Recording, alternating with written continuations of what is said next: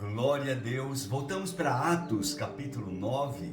Agora o versículo 36 nos conta outra história maravilhosa do Espírito Santo usando a vida de Pedro. Ainda Pedro estava realmente trabalhando muito. E diz assim a palavra: havia em Jope uma discípula chamada Tabita, cujo nome em grego é Dorcas. Ela se dedicava a praticar boas obras e a dar esmolas. Naqueles dias ela ficou doente e morreu. Seu corpo foi levado e colocado em um quarto no andar superior. Como Lida ficava perto de Jope, os discípulos, ao ouvirem falar que Pedro estava ali, enviaram-lhe 2 homens e rogaram a ele: por favor, não se demore em vir até nós.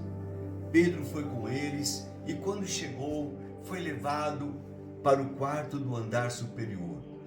Todas as viúvas rodearam, melhor dizendo, chorando e mostrando-lhes os vestidos e as outras roupas que Dorcas tinha feito quando ainda estava com elas.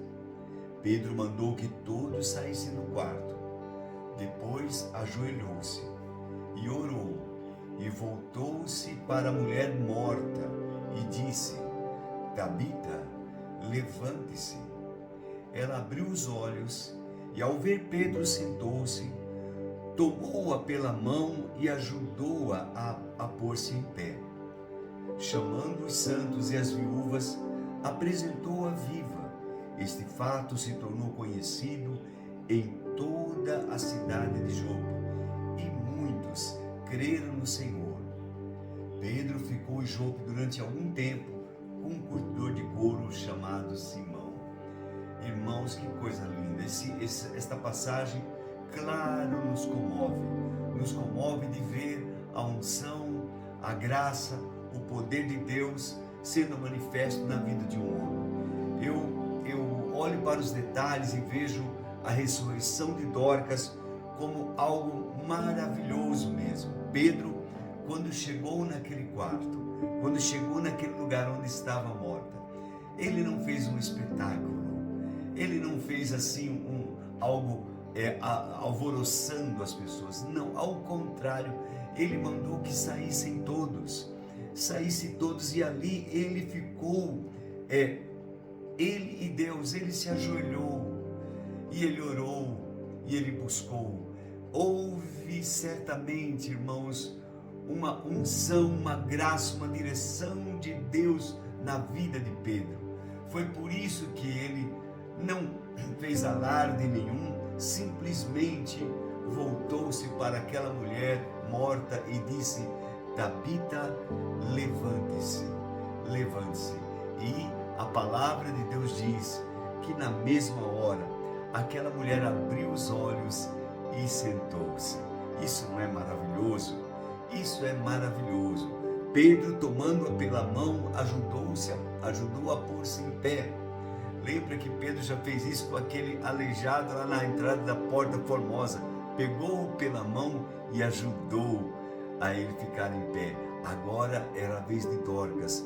Dorcas, então, irmãos, pega pela graça de Deus, pela unção de Deus que estava sobre a vida de Pedro, e trouxe vida àquela mulher. Eu creio nisso. Eu creio que esse mesmo Deus está agindo e pode agir hoje. É com todo mundo? Não, não é com todo mundo. Veja que havia em Dorcas um histórico. Havia neles um histórico. Ela era uma mulher de Deus, era uma mulher que fazia o bem, que, enfim, dava esmolas, e é por isso que também Pedro certamente intercedeu, não apenas por ela, irmãos, mas pelas pessoas que ali estavam. Porque quando Dorcas morreu, Tabita morreu, ela foi levada para o paraíso certamente, ela estava sendo levada e veio de volta, veio estar nesse mundo, mas a bênção de Deus estava ali, mostrando que há poder no nome de Jesus. Que maravilha, né? Que Deus abençoe sua vida. E lembre-se, você pode também fazer a mesma coisa, nós podemos. A ressurreição de Dorcas tem um histórico glorioso para mim e para você. Vamos orar. Meu Deus e Pai, eu sou tão grato a Ti por nos dar esse privilégio de ler esta passagem tão maravilhosa e de saber que ela aconteceu outro dia.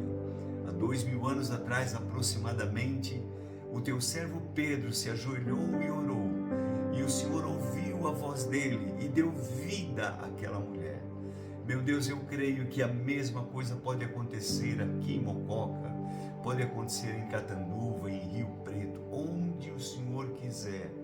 Pode trazer vida, pode trazer cura, pode trazer milagres e sinais maravilhosos. Eu peço que o Senhor faça isso, que o Senhor opere, meu Pai, para a glória do Teu nome. Use as nossas vidas, em nome do Senhor Jesus. Amém e amém. Que Deus te abençoe muito, receba nosso abraço, em nome do Senhor Jesus.